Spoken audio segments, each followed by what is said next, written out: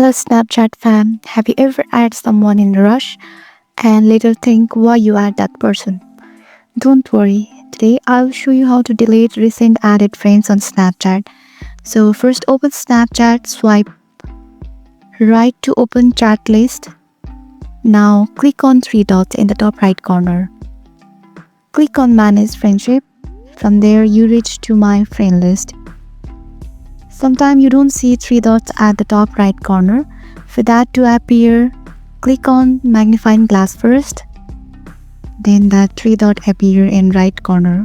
Click on that. Click on recently added. This is the place where recently added people are listed. Long press and hold the name that you want to delete. Click on friendship. And at end, click on remove friend. So that's it. Now you no longer be friend with that person anymore.